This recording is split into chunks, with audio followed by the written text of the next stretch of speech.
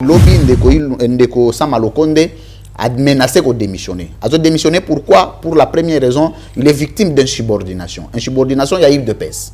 Un homme démissionne quand tu penses que tu ne peux plus. Il y a deuxième gouvernement. Il faut pas y avoir ça. Gouvernement, c'est quoi? Il y a coalition, il y a cohabitation. Ce qu'on dit, il y a coalition. Coalition, tellement fort, mais il y a gouvernement, il y a banité. Il y a gouvernement, il y a lukuta, il y a mensonge, il y a violation, il y a la constitution, il y a le peuple, il y a musique, il y a hypocrisie politique. Alors, travailler dans un gouvernement qui n'a pas d'identité juridique. Les gens qui dirigent ne dirigent pas avec la tête. Avec quoi? Avec les pieds. On comprend que la logique à Kabunda, il y a ni à coalition, ni à cohabitation. Voilà. Gouvernement, c'est un gouvernement à type ni. Il y a majorité parlementaire, il y a coalition, il y a cohabitation. Mais il y aura quoi? Union sacrée, vision à président. Batuni vision à président, c'est union sacrée. Mais union sacrée, c'est quoi? Vision à président.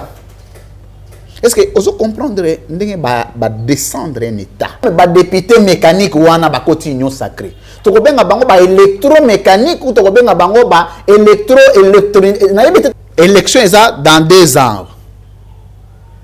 Yo au bandabilo wa recensement population. D'abord mbongo ba pour l'élection est combien? Sikoyo. Ouais. Bokende na recensement ya population pour quelle fin? Objectif à liboso ba reporter l'élection. So moi mutabandi oh non, ayebi ke mandat na eza bien té. Aza mal côté na peuple aza d'accord na été maman. Soko moni muto aleki na plateau lobi ke mboko eza bien géré, c'est qu'il est fou. Soki ezalaki makamba ko kanga pena etag ezalaki mamba ko kanga to lingato banana ndeko président Tshisekedi ba député batu nyonso o bazana politique actuelle mais bazana makala soki eta ezalaki du théâtre est-ce que pendant so bazana besoin ko kanga kalève balingi ba kangete. C'est quelle blague ça? Vaccin wana to expérimenter na ndeko Tshisekedi azwa ndeko Kabuya azwa Kabunda azwa Mboso azwa le midazwa ki hein te awana za ba théâtre soki bazui totiki ba on pendant ata 21 jours d'incubation so ba kufite ne ba touche bazui.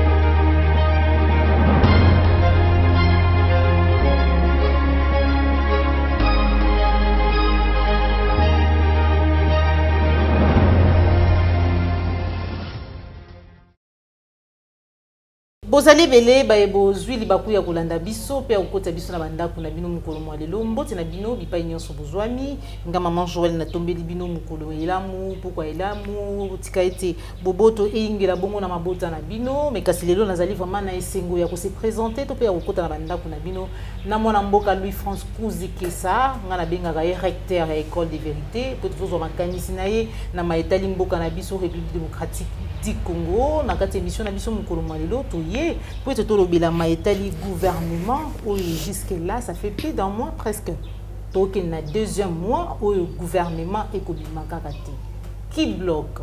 Qu'est-ce qui bloque sortir à gouvernement? Tokolobela ngona kati émission na biso mukolo mwa lelo mais kasi tokolobela pe maïtali recensement tokolobela maïtali élection toyoki Jean-Marc Kabunda abiete batika pour prêter bango ba intention il y aura bel et bien élection en 2023 soki ba conditions sanitaires ezali bongo malamu kasi tokolobela pe maïtali interpellation topé avis des recherches lancé contre ancien patron il y a agence il y a renseignement to bengi ANER Kalev Mutombo pourquoi kokima to comprendre tout solo la yango na mwana mboka Louis France Kuzikesa na kati émission na biso mukolo mwa lelo sans plus tarder na opesa matondo na yo Joël Gonago chasseur d'image pe na yo cordon opi mafuko mwana mboka Louis France Kuzikesa bonjour maman Joël bonjour na balandignon so ya plus clair TV. Et puis une équipe na yo mobimba félicitations na musala kitoko boko sala pona mboka. Merci beaucoup mon mboka Louis France mikolo belé nengeni ni basango ya école des communicateurs. Oui, basango école de communicateurs yali pena malamu to yeko yebisa ba yimboka ete école de communicateurs ezali vision rationnelle oyo ko former ba jeunes révolutionnaires congolais parce que na Congo ba révolutionnaire bazali sous-souté. Oh. Batno so ba comment ba fachi béton batu presque non so ba comment ba fachi béton.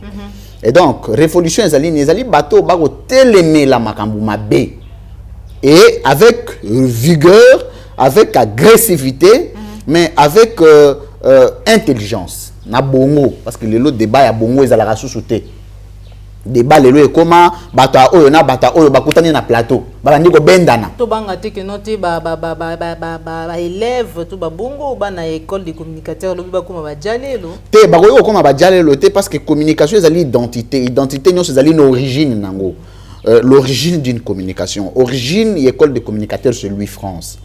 À partir du moment où Louis France a tengami te parce que nga baluka ko tenga mananga e belé bake koto baluka ko tenga mezate et bana oyo ngana boti scientifiquement bakoki ko bunga te yango to lancé dimanche oyo à lobby plus de 600 jeunes bakolanda formation en stratégie tactique de débat et système de communication mais aussi communication révolutionnaire. En fait, communication révolutionnaire, ils allaient innovation exclusive et école de communicateurs. Oh, lui, France a pu s'y penser parce que tout à l'heure, oh, bah, français, bah, l'obaka, bah, américain, bah, l'obaka. Nous, Congolais, nous sommes capables d'inventer. Et nous avons inventé pour la première fois une école de communicateurs. Il y a une communication révolutionnaire. Et comme groupe belé, n'a pas parti politique. Parce que bien sûr, vous allez avoir un pesi, bah, on va récupérer, bah, on va canissarater. Donc, tout cette communication révolutionnaire, bah, jeune Barolanda formation, plus de 600 jeunes. Mais je dois le dire que je le fais seul. Ce qui est imboka oyo bazana makanisi malamu bakanisi mboka na biso il faut ko bundela yango. Bakoki ko pesa moi makoki parce que organiser 600 jeunes, la ligne a rappelé que formation ezali ya ofele. OK. C'est d'abord le premier risque que nous prenons na ba situation ya mboka na biso. Na ba situation à boyer, au louer espace, au louer salle, autant de jours au sala, autant de fois au foot à salle. Kolia na bango, transport na bango, je le fais seul. En tout cas, ceux qui battent oyo bakanisi ke ba jeune na biso parce que l'école de communicateurs na formation toujours équipé de niveau scientifique, de niveau académique ou scolaire. Aux à la docteur, aux à la licencié, aux à la gradué, aux à la D6, aux à la D4, aux à la mutatanga té. Ogoya parce que mboka na biso pesa ka mutu chance té. Mais nous au moins, nous avons le courage de donner la chance aux jeunes Congolais. Balamuka ato tangate aye to former yé il peut être utile na pays na domaine moroboé. Voilà pourquoi j'ai besoin du soutien de ceux qui désirent nous accompagner. Tozo bandango dimanche, ça va nous prendre 1 mois. C'est vraiment eza logo la maki. Eza déjà maudit la liboso. Oui, eza maudit la liboso, maudit la mi balé on est allé là qui nanou ba cadre parce que 600 cadres. Mais eza na ba membre mususu na bato libanda. Ça dit que c'est un grand travail que je vais faire. Bandeko yobakoki kosunga biso ba yela biso en aide, je vais donner rapidement mon numéro privé, c'est 081 028 68 34 081 028 68 34. Na bato ba soutenir Louis France. Na bato ba soutenir la science, na bato ba soutenir la combat politique. Na bato ba soutenir la révolution parce que Congo ça sont révolutionnaire té. Il faut te former ba révolutionnaire. Parce que bandeko na biso apoto bazala tout le temps mona ba biloko batinda non mboka il faut ko bundela ngo ko bundela mboka te si vous n'êtes pas dans une structure dans un cadre qui communique la révolution. Révolution ezali état d'esprit où mutu faut communiquer yo ce qui muta communiquer yo te ozala na attitude wana te mutu moko ta ko bundela mboka ye moko. Voilà pourquoi école de communicateurs ezala capable ya ko bunda na mboka na mambo mutu et bunda pe mboka makambo ko tambola. Nous devons marcher quand ça ne va pas. Ok. Mais qu'est-ce que est-ce que bateau bazan est école des communicateurs? Est-ce que baza quelque part dans la partie politique parce que au monde est formé par Louis France, maza membre to cadre dans la partie politique. Moko a eu formation après a memi yango pour na kidjale le parti politique. Bon, na conditionna à l'époque pour na osala faire partie de l'école des communicateurs vous allez à partie nini. Mais na yo constater que batu nyonso ba côté école de communicateurs ba décider à tika ba parti politique. D'accord. Parce qu'il y a un idéal. En fait, on a un discours. Ce qui na bandi ko te ya bango, na bandi ko loba na bango makambo politique, ba se retrouvaka. Mais so ba zone na ba parti et comme on auto bundela fachi. Fachi ya ko sala bien on dirait ko gérer mo comme le royaume, le l'église, kuna le la religion, qu'il faut que ça lango par la foi. Mais tant yo yebisi bango voici l'idéal. Voici les convictions. Voici le ligne politique à suivre. Bango nyonso ba décider kotika la seule école de communicateurs. Donc baza ba membre effectif décisif école de communicateurs. Ba na ba parti politique ba compter bango li sous-souté parce que ils combattent pour l'idéal. D'accord. Merci beaucoup mon amboka Louis France Kozikisa bandeko balandi appliquer télévision bino ba ebozala vraiment na bolinga vraiment ko soutenir ba initiative ba bazali ko pesa makanisi na bango pour na bokende to pe ko sikola ma to pe changement ya mboka esengeli ko soutenir ndinga na lobaka je suis de l'école de vérité et recteur école de vérité Louis France Kozikisa do toi wana toza wana to kokoba toujours mon amboka Louis France réaction na yo na lombango na maiteli politique na biso. Un mois après, nomination Ensemble Conde comme Premier ministre, gouvernement Naye et Kobimati. Qui bloque? Qu'est-ce qui bloque? Parce que tantôt, donc il y a bandeko FCC, tantôt donc il y a liste ya Kabound, tantôt il y a bandeko ya IDPS, tantôt bah il y a ensemble de pour la République il y a Moïse Katumbi. Qu'est-ce qui ne va pas? Très bien. Balouba en français, quand les prémices sont mauvaises, le reste est gâché. Conséquence, donc vivre les alliés conséquences. Il y a pas irrégularité à processus électoral il y a 2018. Ça, c'est la première problématique qu'on ne peut pas en passer. Et la première problématique, il y a des élections en 2018. Okay. Toutes les irrégularités qu'il y avait eu, il y a des conséquences néfastes. Okay. C'est le premier fait. Deuxième fait, il y a cette information que le lobby Ndeko Samalokonde a menacé de démissionner. Il a démissionné pourquoi? Pour la première raison, il est victime d'insubordination. Insubordination, il y a eu de pèse. Insubordination est définie comme quoi? Comme manque de respect hiérarchique. C'est-à-dire, dans une institution, bateau bazali ko kamba mboka, oso respecter bangote. Par qui? Par le membre de l'UDPS. Je ferme la parenthèse très rapidement. Mais je lui donne un conseil qu'un homme ne menace pas de démissionner. Un homme démissionne quand tu penses que tu ne peux plus. Nous avons d'abord une origine juridique ou constitutionnelle, il y a contexte, il y a nomination, il y a Ndeko Samalokonde. Oyo bato basouleva de bawanate. Na yebite soki ba yeba yango basala nko to ba yeba yango te. Voilà, panzante. Ba nommé Samalokonde. Gouvernement Samalokonde, et vous avez le gouvernement ya coalition to ya cohabitation. Makambo esongi susu. Coalition to cohabitation. Omoni soko yibi eloko, hein? Soko yibi eloko amutu. OK nango. Ko kansate ke sili.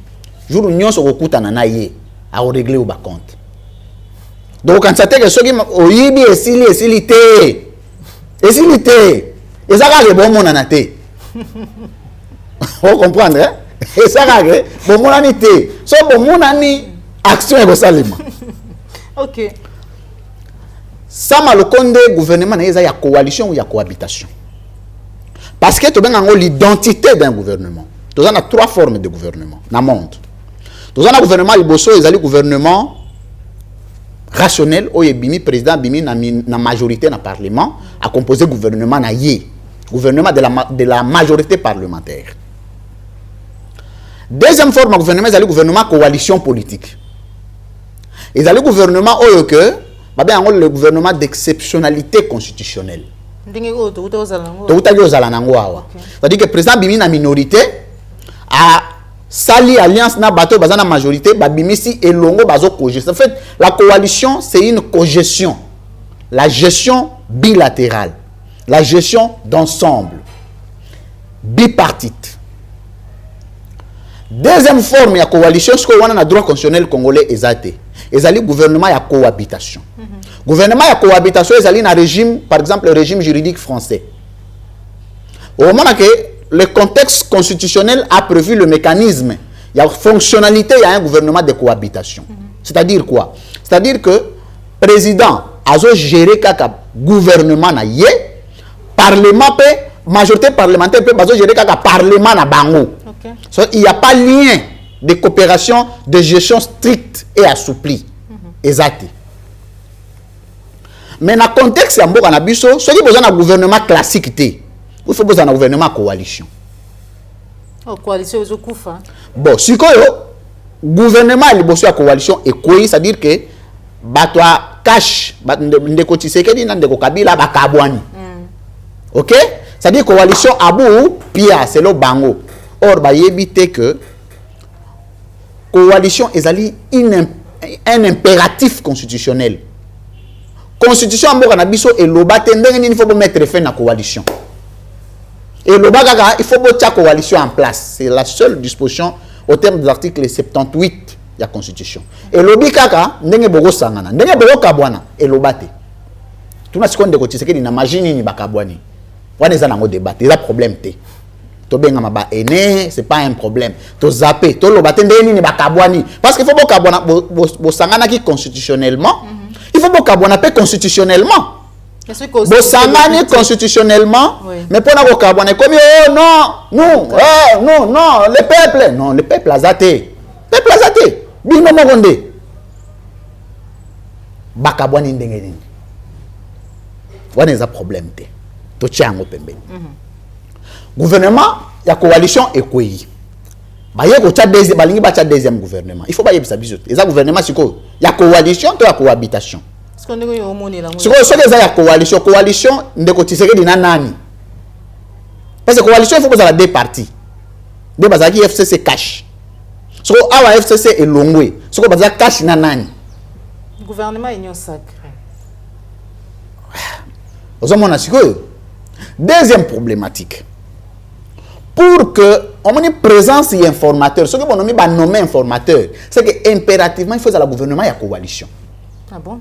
Oui, parce que constitution et lobby, bah ben informateur comme personnalité politique, on a pouvoir, il y a constituer une coalition politique. Donc même bah normal de Bahati, azali pour identifier coalition. C'est l'informateur qui identifie la coalition. C'est le dernier alinéa. En fait, ils ne lisent pas. Je suis désolé de le dire. Banomen de Gobati. Parce qu'il faut que tu aies une norme. Tu as une norme. Tu as une musique. Tu as une pensée juste maître. Ce sont des pensées qui doivent construire les pays.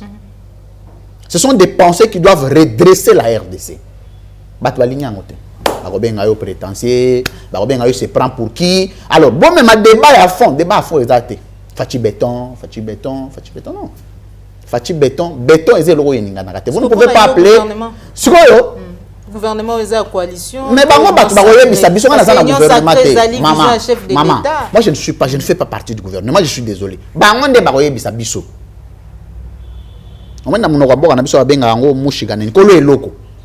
Moni kole loko soka lobi azotango na mapeka yoko yebise teke tana mutu. Soki kole loko abi akotana mutu yoko yebise teke tana mapeka. Il faut y moko a décidé na place akosala nini akocha et puis ayebisa yoki nazo tango na place telle. C'est quel type de gouvernement nous allons avoir? Problématique nyonso et outi wana. Tellement forme ya gouvernement yebanité. Biloko nyonso ko na gouvernement neza ko biloko muyibi, ya lukuta, ya mensonge, ya violation ya ba constitution, ya royiba peuple, ya moziki sangisa, ya hypocrisie politique. Mais moi namboka lui France, à la ligne où vont les choses, plusieurs mois. On comprend de ce que alire que mabe. Na sepeli pour lobby que à la rue vont les choses. C'est-à-dire que oui, c'est-à-dire quoi? C'est-à-dire que tu allez vivre sous na état parce que état est vivant na ba norme. Vous regrettez, oh, le peuple a souffert. Le peuple a souffert parce que les gens qui dirigent ne dirigent pas avec la tête. Avec quoi? Avec les pieds. Non, ma colo. Bon, au Congo, il y a un gouvernement. Ceux qui dirigent la moto. C'est quel type de gouvernement? Et ça, gouvernement nini. Beaucoup de gouvernement coalition. Ok. On ne va pas revenir sur les violations des constitutions que vous aviez opérées. Mais tous les gens qui ont gouvernement, c'est un gouvernement à type nini. Il y a majorité parlementaire, il y a coalition, il y a cohabitation. On comprend que la logique il y a coalition, ni à cohabitation. Voilà. Il y aura ni coalition, ni cohabitation. Mais il y aura quoi? À l'obité. Parce qu'il faut que vous allez locaux. Entre deux choses, en français, entre deux choses, ligne. C'est-à-dire que si vous êtes à mon côté, vous êtes à mi balé. Donc entre nous, sommes des impératifs. Il faut dans mon côté. Si vous êtes ni moko ni mi balé, si vous êtes à ni. C'est comme si il y a union sacrée, non? Gouvernement union sacrée. Les nini, tozong asikoyo. Union sacrée nini. Union sacrée. Or balobio, union sacrée, vision à président. Batuni vision à président zanini, oh union sacrée. Bon union sacrée c'est zanini, oh vision à président. Est-ce que vous comprendrez ndenge ba descendre un état? Les lobos comme ils regrettent, mon maman. Gouvernabilité yamboka et impactera sur le développement yamboka. Ceux qui mboka ils bien gouverné, ils ont un bateau, ils ont un mitou, ils ont un bateau, ils ont un patriotisme, amour de leur pays.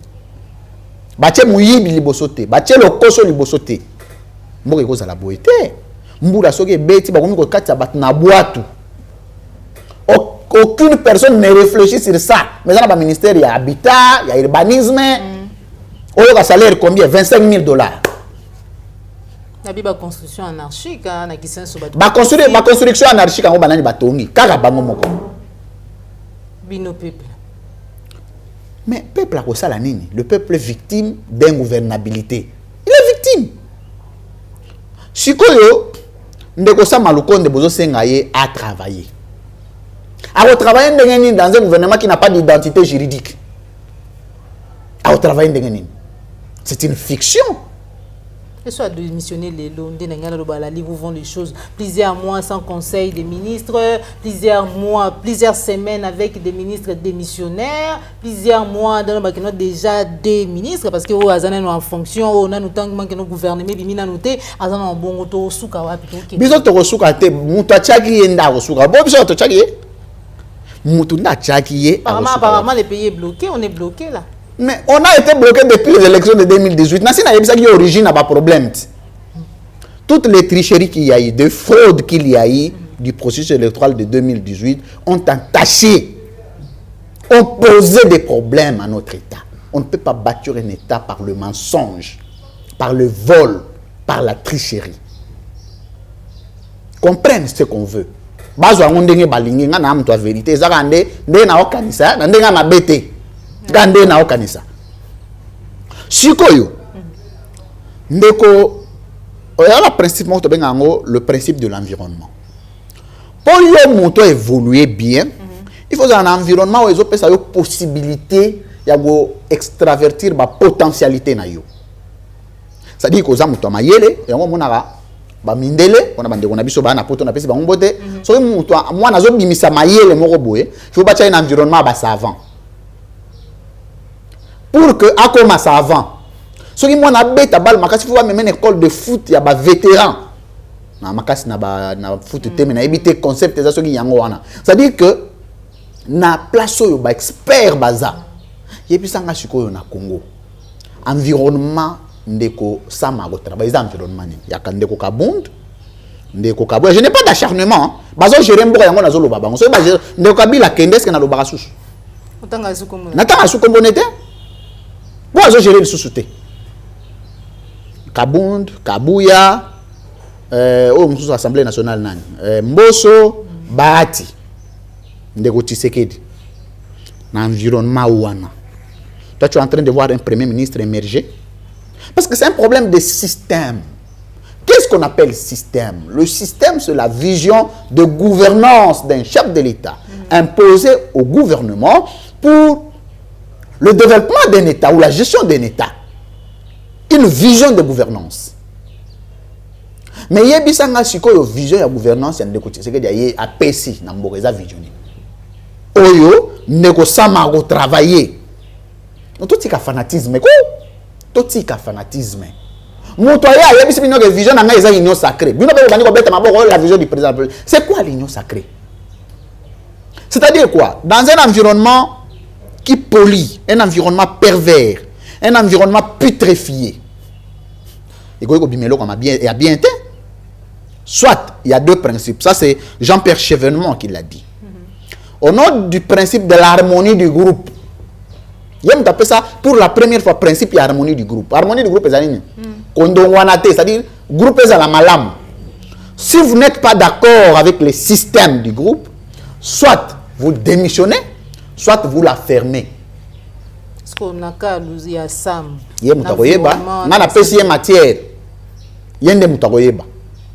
Soit vous démissionnez pour votre honneur, soit vous la fermez, vous restez dedans.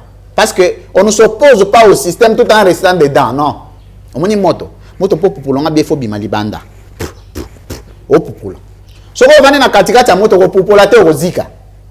C'est ça la philosophie.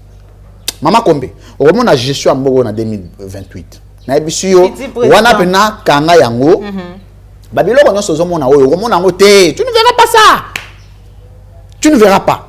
Il faut te définir d'abord critères pour la présidente de la République. Il faut te définir les critères clairs. Il faut débat entre et puis débat entre candidats présidents. Débat entre candidats présidents, il faut zonga. Débat ça la poto. Te pour la éliminer te poto ça la débat. Peuple a jugé. Sur base de débat, c'est base de débat. Mais je ne peux pas comprendre que les oyo biso doit comparer na pays ni. Bandeko yo balongwa na mboko yo, quel honneur ils ont de se dire qu'ils sont congolais.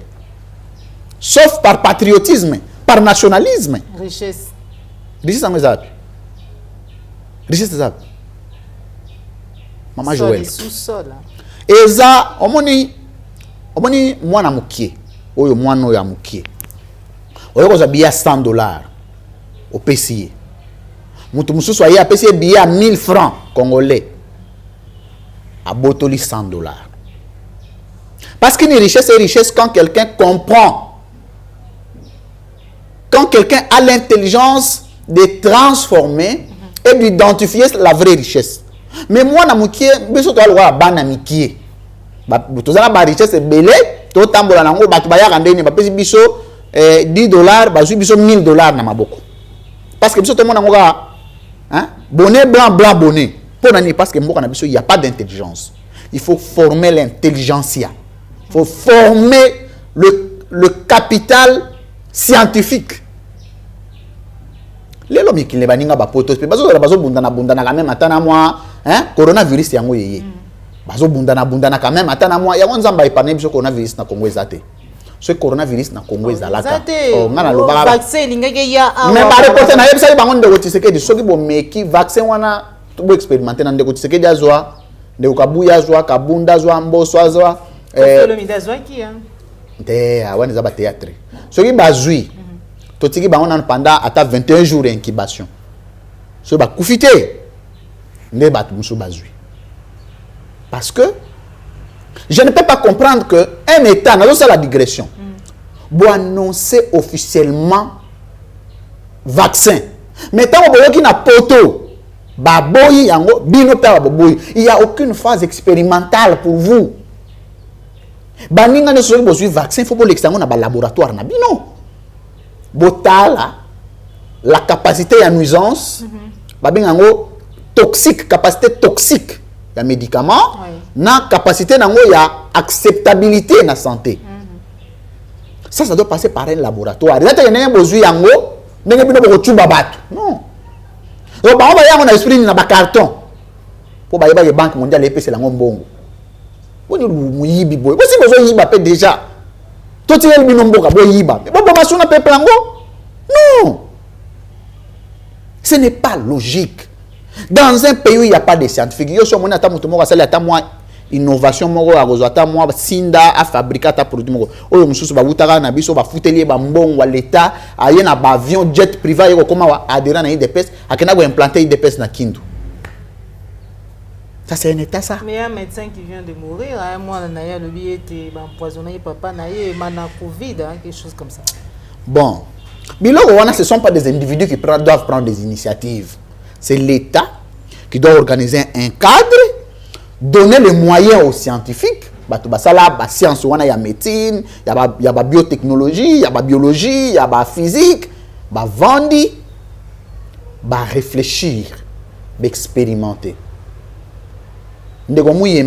À part que le vaccin, il y a un vaccin.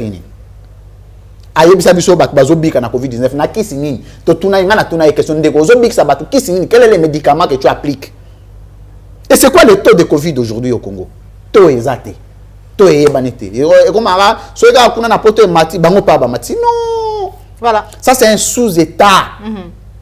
Si nous voulons être respectés les lobos aussi mindele ba respecter bino on ne va pas vous respecter comme ça. Il y a une candidature na biso il y a na Conseil de sécurité des Nations Unies ba résultat yango pour incompétence. Voilà. Le Congo ne peut pas gérer le Conseil de sécurité des Nations Unies parce que le Congo n'a pas encore cette maturité scientifique. Ça, c'est le terme qui ne vient pas de moi. Parce qu'on nous prend pour des gamins. C'est des garçons qui palpitent devant l'argent. Congolais balingi mbongo. Mobutu tika mbongo, Kabila payé avec le Telengana mbongo. Donc, si tu gères le pays, ton État, dans l'âme de ton peuple, dans la tête de ton peuple, tu laisses des bons souvenirs Maman, à Tokyo, le peuple te réclamera. Si je gère le pays et que le peuple se dit qu'il n'est pas d'accord avec moi, le matin je démissionne, non? Je laisse le peuple organiser les élections. Voilà. Mais je ne peux pas commander, yo, Tikali, on gérer bien, on gérer bien. Au combien on recensement de la population, élection en 2023. Messieurs, pas de secondes en 2023. Voilà. Merci beaucoup, mon amboka Louis-France. Il y a un nini pour nous relever la maïtali ma ponami. Directoire, il y a eu des pèses, Talissi na Congolais. S'adresser particulièrement à les parlementaires qui va quand même réfléchir donc créer vraiment na mibeko to pe réhabiter na benga nini pourquoi parce que 2 ans au passé qui 2 ans qui na kati ya kondongwana coalition ezali ko simbate Kabila bloqué tout et que s'il faut comptabiliser mandat ya mwana mboka Félix Antoine Tshisekedi il faudrait to banda na Ngonga oya nommé premier ministre Sambou Lukonde. Réaction na yo. Donc il faut to le peke mbongo l'état bani ko sala lango kaka na moment oyo a nommé Sambou Lukonde. To lo babongote.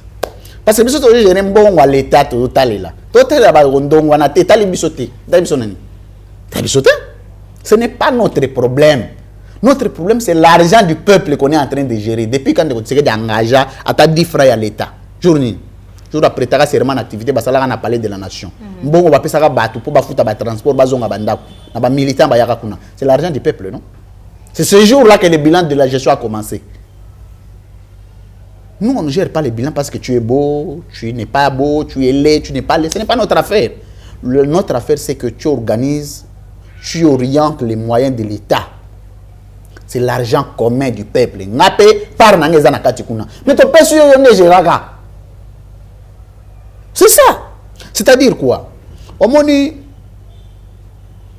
ba na contexte politique oyo d'abord oyo kaka bandeko kabundu balobaka ba majorité parlementaire ya ba député oyo ba na FCC za ba député mécanique. Je révèle les gens aussi ils ont oublié. Ils allaient des ba députés mécaniques nommés. Je m'excuse. Sikoyo, même député mécanique, balobi élection, il y a des députés, ça n'est pas bien été mécanique, mais il y a présidence, ça n'est pas bien. C'est quelle incohérence. Pour le même processus, organisé par le même régime, l'élection, il y a des députés mécaniques, il y a présidence électrique. Bon, il y a un problème. Mais sikoyo, même des députés mécaniques, il y a un quotidien sacré. Tokobenga bango ba électromécanique ou tokobenga bango ba électronique na yebite loli olobi non ba député wana ba yena union sacrée ba komi ba ange. Non. Bon, ça c'est le premier problème. Le deuxième problème, est-ce que ça n'a pas placé qui pendant FCC na kaje bandongwana. Ba ko dongwana na bango wana de chamaillerie inutile. De l'immaturité politique. Quel est l'intérêt du peuple là-dedans? En fait, tout le temps, on va concept l'intérêt du peuple, on dirait comme un slogan, c'est un slogan. Il y a un pays où le peuple a la politique. Il y a des États où le peuple ne regarde pas des problèmes politiques. Le peuple ne s'intéresse même pas. Ce qui est dans les États-Unis, dans la France, le peuple vient organiser, participer au processus électoral. Mais savoir, on veut nommer qui? On veut faire quoi? Non. C'est un symbole de la souffrance. Le peuple congolais a commis impliqué de très près de la situation de son pays parce qu'il ne voit pas clair. L'intérêt du peuple, c'est quoi? C'est lorsque tu viens avec un programme gouvernemental, tu dis que pour le social, je ferai ceci. Pour l'économie, je ferai ceci. Pour la sécurité, je ferai ceci. Pour les piliers d'un État, le secteur de la vie de la nation. On a une question, on a une page Facebook, on a un lobby. Quel est le secteur de la vie de la nation qui a récit de l'avènement du président Tshisekedi? La réponse est que c'est Batunion sur ba commune une affaire à 1000 commentaires. Batunion sur ba bi ata mo ezate. Bon, ezal bolobi geza bato Facebook. Problème te. Bon loba siko yo pose na boto solo la plate mom. Oza pe journaliste. C'est parce que des mots pesa quantité d'enseignement. To banda kotezela to banda kotanga. Natangi ba secteur. Le premier secteur c'est la sécurité. Ouais. Tozui sociale, économie, bon, éducation, tout ça on a quatre sociale. OK, social. Diplomatie. 4. Diplomatie on a keba au monde nzita mère hein, aza diplomatie en marge, ba wande ba partenaire privilégié. Bon, tout le monde en diplomatie. Président Tshisekedi alunga ki awa. Pourquoi on a bien un président, un président de la République, hein? Tous à la élégance, pourquoi on a un scientifique, on a un politicien, on a un parti de Kofayou, un parti de Kabila, je ne fais partie d'aucun regroupement politique. Balobagi a sali plus de 20 voyages sur les 30. Pour nous Luka, investisseur, qui a sa diplomatie en Bokanabiso. En fait, il faut qu'on définisse d'abord la diplomatie. La diplomatie, c'est le mode de coopération entre États. Cette coopération passe par le ministère des Affaires étrangères, par des ambassades. Donc, les ambassades des Affaires étrangères, ce n'est pas par les présidents de la République. Les présidents de la République et les diplomates par excellence. Les présidents, c'est d'abord l'illettrisme scientifique de faire croire aux gens que les présidents peuvent voyager pour aller arranger des questions diplomatiques, alors qu'il y a un ministre des Affaires étrangères. C'est ridicule. C'est ridicule. Alors, là n'est pas le problème.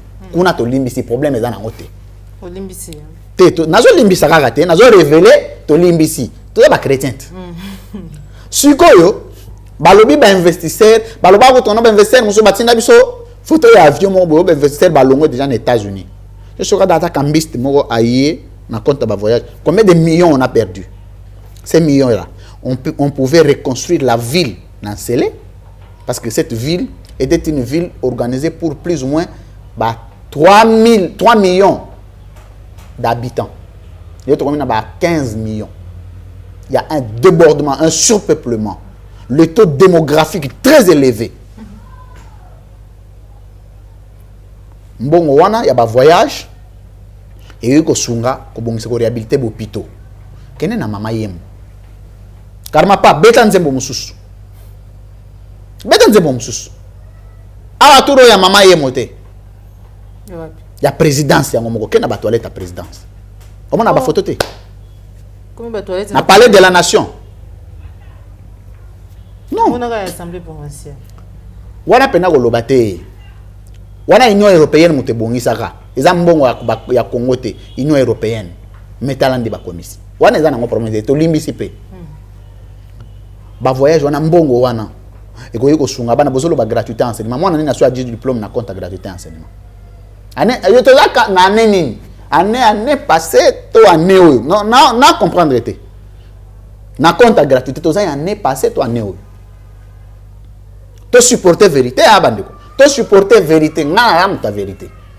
Si vous supportez vérité, c'est bon. Si vous supportez vérité, ok, bah compte à l'ukuta, il n'y a pas de problème. Il y a bisangaï. Bon, on a des millions d'argent. Des millions et des millions d'argent. Vous allez deuxième pays ayant le taux le plus élevé de malnutrie. Maman, comment on a Congo na Kinshasa te, hein? Il faut aller en province. Moi, je vais de temps en temps chez moi, dans les Bandundu, il faut aller voir. Je fais des tours, on a comment Pekasa, Congo central. Bon, Congo central pété. Kabila, Babilo, on a fait le Longwa, non Congo central, le Mami, il faut le Longwa. Et ça, confusion. Et diviser peuple. Bissot a 11 provinces. Si on a en 2028, loi n'est pas Longwa. Donc, zone sa disposition, il y a constitution, il y a 11 provinces. Parce que tout le monde a importance dans notre bambon. Bazon nommé comme gouverneur. 26 assemblées provinciales. 26 gouvernorats. Combien d'argent on débourse? Au retour, ces provinces n'amènent rien. Bon, on est dans le débat, surtout l'imbicipé. Maman, ce qui est allé des millions d'argent, dans le secteur où on a son tangi, infrastructure, tout le monde a 4 mètres de routes construites. Sur des moutons. Sur des moutons. Bon, non, c'est un des moutons. Et là, ça va résoudre un problème. Parce que les actes en politique, comme en droit, sont créés pour résoudre les problèmes dans la société. Soit des moutons résoudre les problèmes. Donc, quand il y a un mouton, soit des moutons résoudre les problèmes. Si ce n'est pas créer des problèmes. Ça crée quel problème? D'abord, un embouteillage, un accident. Tant de batongango. Vraiment, il y a une place où on a acheté des moutons au Japon. Est-ce que batongango bongo? Na côté internet, na acheté des moutons au Japon. Na acheté des moutons. Les bateaux baba avant-hier. Soit des moutons bazu manzanza liboso. Moni place moutou kaya. Bache ma bende. Donc facilement na manzela mo wa mukie. Ce que ça lui moindre erreur, hein? Il a négocié ça batout. Soit tu as biloko makila, balingi ba somba ka bato. Ton ndenge bon, wana peto limbisi. Budget la RDC parce que budget est l'identité économique d'un État. Vous ne pouvez pas être un État si vous n'avez pas de budget. Budget à Congo est à combien? Total à Congolais. Voilà, on a une pause. Il y a Congolais. Budget à Congo est à combien? Il y a 4 milliards. Mais il a combien? Parce que sur aucun États-Unis, budget est banni. Il y a une stabilité. Budget Angola est banni. Budget, on va payer 300 millions, 180 milliards, pardon, 300 milliards, 500 milliards, 25 milliards, 600 milliards. Oh, il y a bien même 4 milliards, on a tâtonné. C'est 4 milliards organisé Congo. Or, il y a un Congo, pays ils ont organisé 170 milliards. Il y a budget. Et ça, la ville à Kinshasa, Kaka. Un État comme la ville de Kinshasa. 170 milliards. Mais oh, il y a bien, nous avons des richesses. Pays ils ont 150 milliards, 200 milliards. Bon, et où tu as Congo. Il y a un ambassadeur autant en Italie, Baba Koko Babeti plan. Ah mais oui. Après Bobani ba hypocrisie na bino on rend hommage, c'est de l'hypocrisie congolaise ça. Ogeko yiba ba kon Lumumba abeti ofimbu na libulu yo congolais au fongola mbanga mais attends mais on ne va pas vivre comme ça dans cette hypocrisie. La diplomatie exige hein, apparemment. Ah la diplomatie exige mais diplomatie na ko yiba ils exigent. Ils exigent na ba hommage à Lukuta. Vous pouvez bien vous taire. Il y a dans Facebook chaque mot. Non, l'ambassadeur, on est bien. On est bien. On est bien. On a été. Azan intérêt ni na yo congolais. Tu as beaucoup de problèmes si bande on a est ba koufi et belé. Na katia cortège on a ba noir pe ba chauffeur a koufa ka congolais. Ate longine ba tchete. Ba millions ya ba congolais bazo koufa le to comme 13 millions de congolais décédés tragiquement, étranglés. Bon Dieu, ça c'est un État défaillant.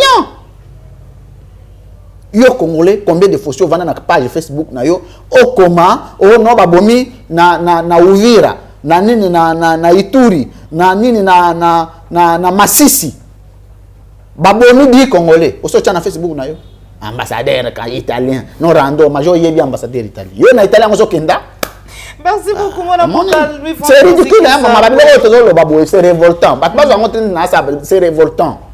Les Congolais ont atteint leur maturité politique. Ils trouvent tout normal. Ce qui ne marche pas, ils trouvent normal. Et tu vas voir quelqu'un vêtu en costume qui encourage l'ingouvernabilité de l'État. Fatu béton. Béton à l'inin.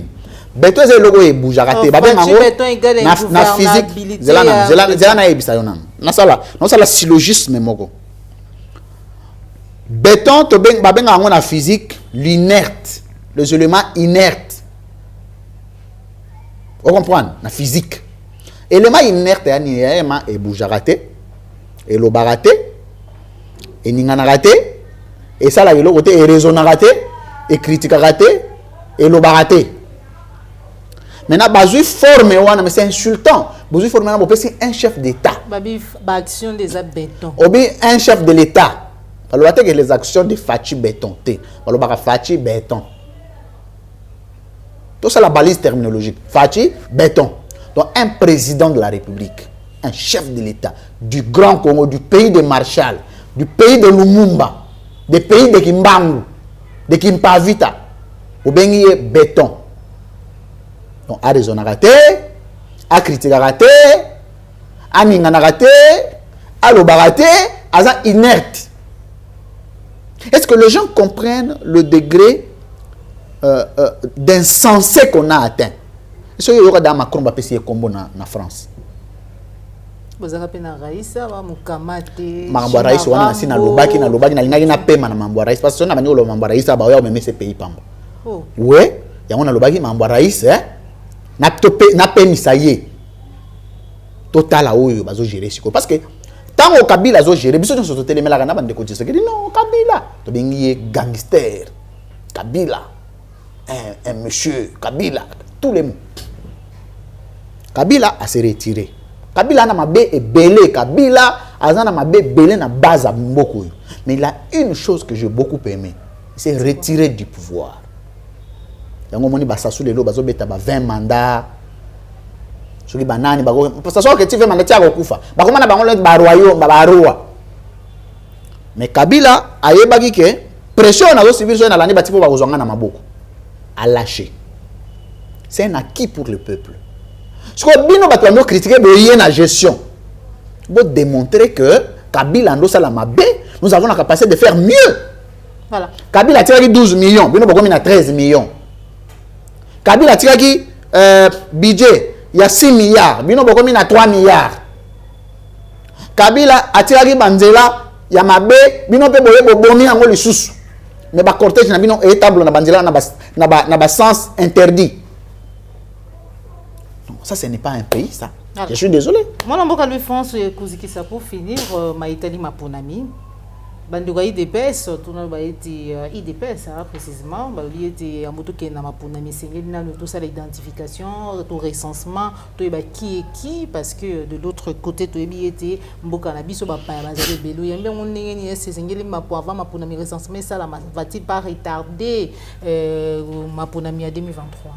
Bon, na mona liste moko awa balobi na lobi ngam na lobi te bande ko sami badi banga bate beleo bazana gouvernement de ko Tshisekedi baza ba étranger parce que baza nationalité étrangère parce que sur le plan constitutionnel en droit constitutionnel congolais la nationalité la double nationalité n'existe pas. Dès que vous avez la nationalité congolaise et que vous obtenez une autre nationalité, d'office vous perdez celle congolaise et donc vous devenez de nationalité étrangère. Ça c'est un fait. Mais est-ce que vous en avez besoin de retourner que ndé na mona na liste ngaité ndé bango mo ba plein na liste ba ndeko sami ba di bang parce que na nationalité belge. Na moment d'élection, tu as besoin de ça le recensement pour na weba. Est-ce que tu as un clair? Parce qu'il y a des assistants et informateurs. Tu as un clair. Vous avez identifié le peuple. Mutuane n'a pas ikongi la kuna. Mutuana masisi. Mutuazana hawa na nini na chela. Yo que identifier yo waza étranger. C'est dans ce sens. L'étranger bazana politique actuelle. Babanda ina tan Kabila, lelo bazana tan ndeko Tshisekedi. Et baye bani. Nous avons 3 éléments majeurs, 3 principes. Organisaka impulsion de actes politiques. Principe al principe de l'urgence. Et là, on a il faut une urgence. C'est quoi son urgence? Et là, on a la nécessité. C'est quoi sa nécessité? C'est en quoi l'acte est nécessaire? Et le 3e principe, c'est la priorité. En quoi l'acte est prioritaire? Et ce principe-là, même bateau, bazana banda, bazana moisi na bana, il faut que tu appliques ça. Même bino bat bazana poto, même maintenant sur la démission, il doit appliquer dans tout ce que tu fais dans la vie. Urgence, nécessité, priorité. Quand les 3 principes ne se retrouvent pas dans l'acte que tu veux poser, considère que c'est un acte qui n'est pas d'une urgence, d'une priorité, d'une nécessité. Donc, c'est en perspective. Il faut que tu aies mikolo ya. Nazo ça l'analyse. Lelo o balingi basa la recensement, balobi ozabiso 2 ans, c'est déjà faux. Parce que dans le Congo, ils ont banzelo ba accéder pour ça la recensement. Ça peut prendre combien de temps? 2 ans. Pratiquement 3 ans. 3 ans ou plus. Maintenant, élection eza dans 2 ans. Yo au bandabilo wa recensement population. D'abord mbongo ba pour la élection eza combien? Tout ça, on niveau pas problématique, maman. Moi, quand j'analyse sur des problématiques. À ce stade, on devrait déjà avoir un peu de moyens disposés pour l'organisation des élections. Un budget électoral. On devrait avoir la logistique, le moyen matériel. On devrait avoir la révision du fichier. On devrait avoir la réforme de la loi électorale. Moutoumoussousou. Très populaire, na Kinshasa, très populaire, a eu par exemple 15 000 voix, mais parce que parti n'a éteindre le nationalité, il y a eu 3 000 voix, parti n'a pas eu national au Bimi. Il faut tout réformer, parce que Bilo wana Kabila yé nango, Kabila ceux qui t'ont dit que t'as parce que ça la crise pamba. Bon, de côté c'est que d'après ça qu'il y a d'aba beki à vivre, il y a pas de problème, tout limbisaki. Si quoi bon qu'il y ait un recensement de la population, pour quelle fin? Objectif à l'Iboso va reporter l'élection. Parce que nous sommes bandagi. Oh, de côté c'est que dit, accompli notre vision a été, bâti que la biso temps, en 2023, élection exacte. Et bandagi n'a déjà eu des pèses. Communication, on a pas communicateur, bah y'en a pas talent, ils ont les gâtés. Balingi, ba jongler. Pour rappel, peut-être bah babo ça une histoire. Question oyo, il y a recensement de la population et bomi ça 15 personnes en 2015 à Wanakishasa. Les gens oublient. Nana Zalaga à la tête de la marche de Félix Tshisekedi.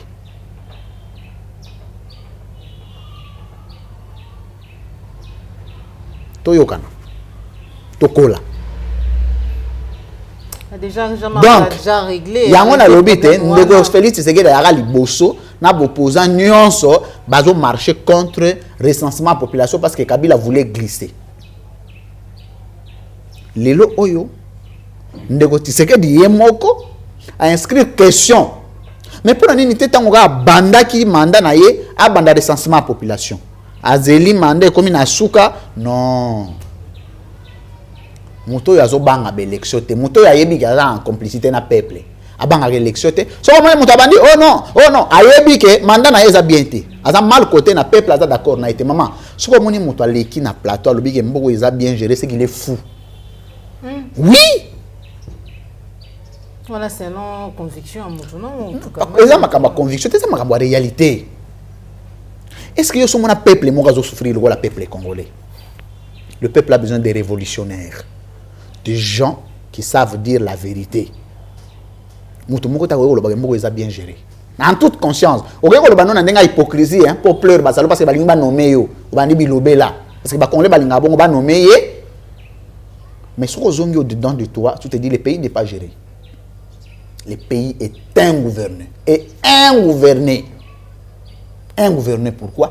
Parce que nous sommes victimes de la tricherie, des irrégularités procédurales du processus électoral de 2018. Nous sommes victimes de l'inconscience patriotique. Nous sommes victimes du manque du patriotisme national. Nous sommes victimes de gens qui ne gèrent pas avec la tête. Avec les pieds. Parce qu'on raisonne na pied. Ça veut dire quoi? C'est-à-dire que vous gérez sans budget, sans gouvernement, avec les députés corrompus. Je ne sais pas comment on peut se faire corrompre. Vous député, un rang d'un député, un rang d'un parlementaire. Tu n'as pas besoin de te faire corrompre, madame. Tu peux vivre modestement. Comme l'a dit l'autre fois, papa Molière. Terme, rétrocommission, motivation. Récompense. Récompense. Est-ce que tu as un orphelinat pour le président récompenser les députés? On est à l'orphelinat. Qu'est-ce que tu appelles récompense? Ils ont fait quoi? Bassaline. Au lieu de récompenser le peuple qui t'a donné le pouvoir, tu vas récompenser les députés qui ont déjà un salaire. Et les peuples qui nous vivent que na maman bateka ozomo na oteka mwa nguba mazana bana bakenda la classe. Batouana na député azozwa $8,000 le mois sans compter ba miyibi bakenda kosala na entreprise publique. Na maman yazoteka mapa il y a 10 000 francs, moins de $10 pour aller sabana. Qui tu dois récompenser? On ne passe récompense comme Mouyibi. La corruption. Voilà. $15,000 à chaque député. Non, c'est quand même trop, c'est ridicule. On dit que le pays n'a pas d'argent. Mais le pays, l'autre, comme le premier pays le plus corrupteur au monde. Et le plus corrompu. Agence de lutte contre la corruption. Bien. Agence de lutte contre la corruption. Il y a mon coordonnateur et agence de lutte contre la corruption. Quand il y a une banque, il corrompre.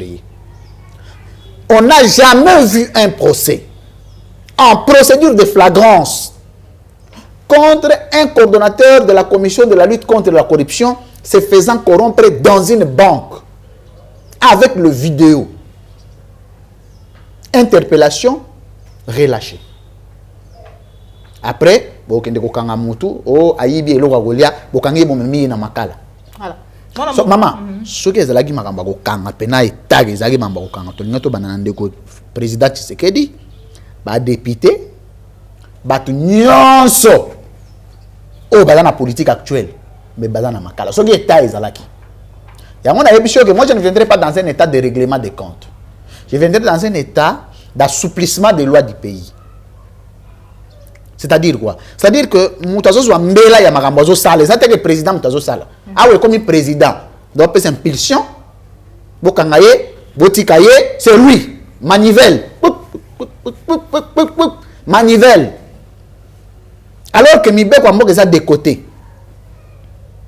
Ba juge ba komi wele la. Juge wana mutachakaye, mututel. Mutachakaye, mututel. En fait, justice est longue échanger juste quand. Et longue na kaya Kabila. Et comme il n'a qu'un Tshisekidiste. Voilà. C'est Caleb Moutombe, recherché, avis de recherche contre Yé, avocat naïe, proche naïe, lui va retirer avis de recherche. Voilà pourquoi parce qu'il y a Goyo Kamate, même Bango Bagoye Baté, Bistikazalé. Est-ce qu'on se reprocher de quoi? Ça c'est du théâtre. C'est du théâtre. Est-ce que pendant ce temps, il a besoin de Caleb Balini Bakangete? Ça c'est quelle blague ça? Na lobby, hein? Tant on nous Caleb va vendre qui a bâti une première invitation, deuxième invitation. Je ne sais pas si c'était un mandat de comparution ou invitation, je ne sais pas, je n'ai plus de mémoire. Ayete. Baye bakinda kunaye. Parce qu'il y a troisième, il y a un tchèpois. Troisième, avant que tu aies comme à troisième, et je combien de temps? Caleb, c'est un citoyen congolais. Un mafieux, un bandit, un gangster. Ce que tu as dit, condition qu'elle va tchabatuna en air. Maman, il y a un moni, Tshisekedi, côté moko na longola gaye, il n'est pas nuisible. Tshisekedi n'est pas nuisible. C'est vraiment un côté que j'apprécie. Loba na yo, critiquer na yo, ceux qui peuvent bakangi moutata ben injustice c'est ça nango. Mais les conditions qu'on met les Congolais, c'est des conditions dignes. Ba ko mema yo lo la citoyen. C'est de ce côté que je suis très bien d'accord avec Tshisekedi. Il a un sens humain. Mais ça, c'est comment à Londres, invisible, jusqu'à aujourd'hui, bon, ce sont des cas isolés, je ne suis pas au courant, je ne sais pas affirmer, mais je voulais seulement faire observer que la condition bando tcha batuna en air. Attends Kabila. Je suis Nathan Kabila, maman. Je suis fier que non, je suis quelqu'un d'intégrité. Parce que nous avons dit Kabila, fleur d'âge. Hein? À fleur d'âge. Nous avons une mission dans Nyonso. Et comme on a poste. Rien. Oh non, on a lutté jusqu'au départ de Kabila. C'est la lutte qu'on continue jusqu'à aujourd'hui. Parce que Magamoto Rando Landela Tozu Yangote. Toujours continuer les lots. Vous continuez à haine. Vous avez contre Kabila. Non, ce qui est haine, vous avez besoin haine de Félix. C'est que parce qu'il y a un gros monde de Kabila, non? Et pas la haine. Non, mais il n'y a pas de quête. Tu sais que tu quête. Oh. Mais dans le banding, parce que tu as arrêté moi, c'est que petit, amener le vivant, ligoté. Un président de la République, ça fait keto. C'est-à-dire quoi? C'est-à-dire nous n'avons pas de problème. Ce qui est président Tshisekedi les lois sur le pouvoir. C'est notre frère. Je n'ai rien à voir. Voilà. Mais à partir du moment où j'ai un ma B, les lois en a 10 sur 10 dans une cotation. Tout le monde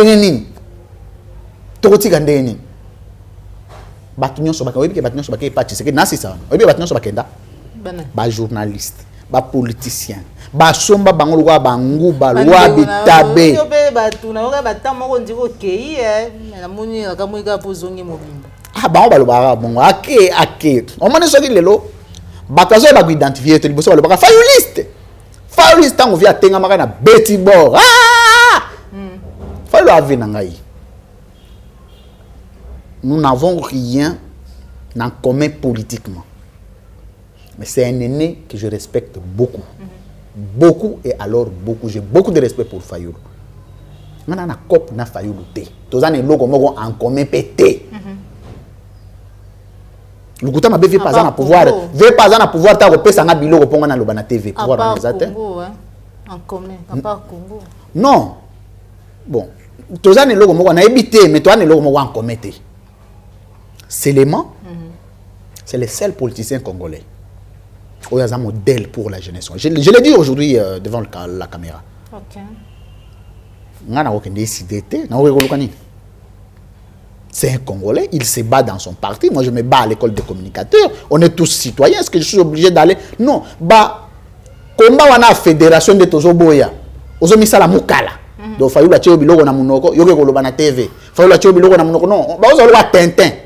Lobe longue pas fa lo ke pas Tshisekedi ba cho biloko na munoko fait yo la carte mémoire ba ça lui enregistrement so yo ka enregistrement katani pas allez cassette pekati mais le seul politicien congolais oyo banda et tumbanaye atikala ko zalo nommé par une ordonnance c'est Martin Fayulu le seul. Ça c'est mes investigations. Fayulu a toutes les occasions ya ko comme ministre ya ko comme boyer. Non, des gens comme ça, il faut les respecter. Dans un Congo corrompu, il faut les respecter. Mais ce n'est pas pour autant que ça les a bien. Il y a un moment où ils ont bien été frappés. Ils ont bien été.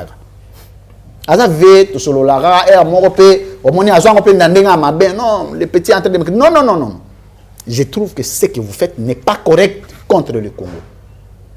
Les lots OUV, ils ont une ligne droite. Logique. Et là, comment est-ce que Théodore Ngoyo, na mona dit, makamboke mabeale, abeta. Tandis que Borwana ndoke na ngoma be. Borwana et ça sentait la corruption. Ça sentait la motivation financière.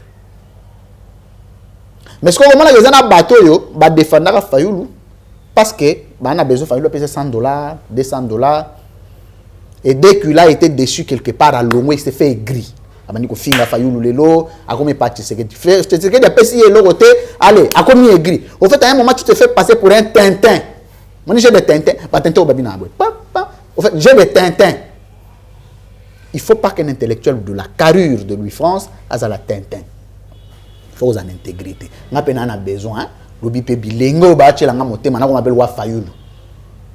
Soki na lobby boy bo luka bilo ko critiquer po Fayulu pena ko kinde na babilo ba balobaka o avota ki mbote est-ce que wana eza erreur eza faute donc ba luka ba dossier Fayulu ba monate mais bato ba makasi na klepo to yoka na mboko na silisa wana mama na révéler le homme oh Fayulu n'est pas congolais oh Bemba c'est un assassin oh Katumbi n'a pas étudié oh en fait ba critique uta na ide pe so ga mutaza sunande ko Tshisekedi te pan ba bimisi critique. Mais biso to na problématique moko to opposant mikolozo ya contre des pestes ba yebisa biso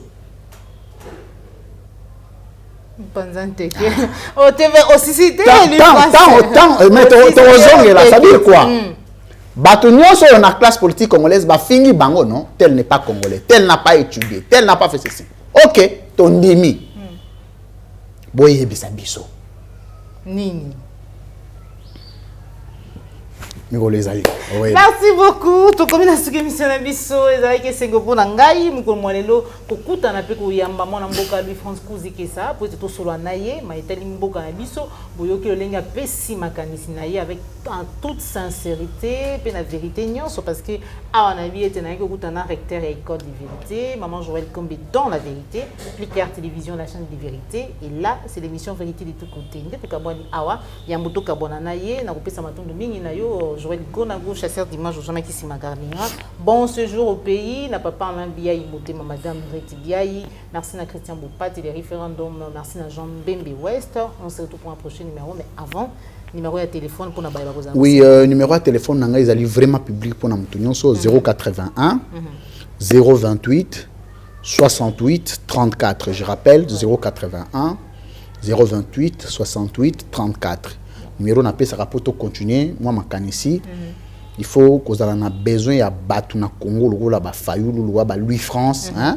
oyo na combat na ye moi intégrité za ana ye mutu ouais défaut de langage ko zala soki eloko moko boye lezaki hein bandeko ba limbisa mais vérité ke ndaka bongo kolinga te mutu azolo ba no vérité po yoka bien vérité no so ba lo ba no esala ka passe to supporter vérité to continuer ko bundela Congo école des communicateurs toujours kutana dimanche na 14h to pesi formation wana ouais plus clair fait là et à couvrir to la gisa ba congolais ba jeune ndenge ya ko bunda mais dans l'intégrité la justice et la vérité. Merci beaucoup Louis France Kuzikesa pour notre merci beaucoup merci na ba congolais nyonso ba yebozwa ki li ba ku ya kolanda biso surtout au côté biso na banda ko na bino soko sepela ki émission ou partager yango liker yango soko ezali mbala liboso kolanda biso ko bosa na te ko s'abonner na kati ya la chaîne de vérité ça n'est fini on se retrouve pour un prochain numéro au revoir.